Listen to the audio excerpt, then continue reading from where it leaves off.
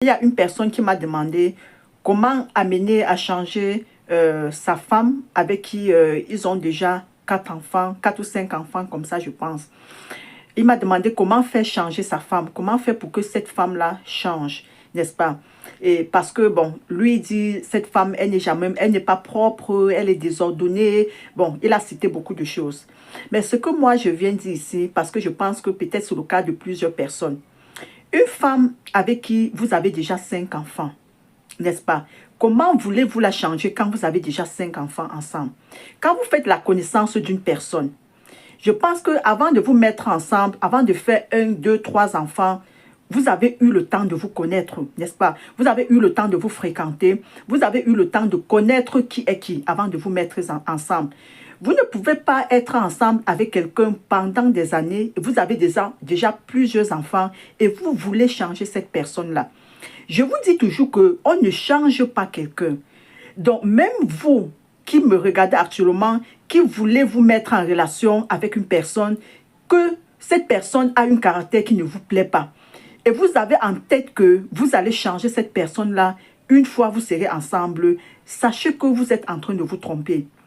Comprenez une fois pour toutes qu'on ne change jamais une personne. Une personne peut décider de changer seule, peut-être grâce à votre comportement. Donc, par rapport à la manière que vous faites, par rapport à la manière que vous comportez, cette personne décide de changer personnellement. Mais vous ne pouvez pas changer une personne. Il faut déjà mettre ça dans la tête. Ça, c'est la première des choses. La deuxième des choses, il faut savoir que le mariage commence qu'on accepte les défauts de l'un et de l'autre. C'est là où le mariage commence.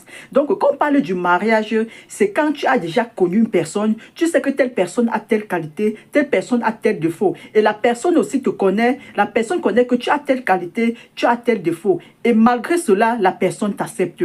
C'est là où on commence à parler du mariage. Donc, tu ne peux pas être avec une personne pendant des années et après avoir fait 4, 5 enfants, tu veux changer cette personne-là. Ça ne se fait pas.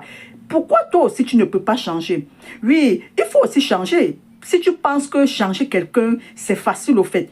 Toi-même qui es en train de te plaindre, il faut changer au fait. Toi-même, il faut changer. Il ne faut pas dire que tu vas amener une personne avec qui tu as fait des années à changer. Donc, avant de vous mettre ensemble, prenez le temps de réfléchir. Donc, ne pensez pas que quand vous allez vous marier, c'est où vous allez changer la personne. Parce que ça, c'est l'erreur que plusieurs personnes commettent. Plusieurs personnes se disent que quand on va épouser telle personne, on va changer. Non.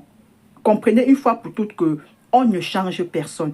Une personne décide de changer seule. Mais on ne change jamais une personne.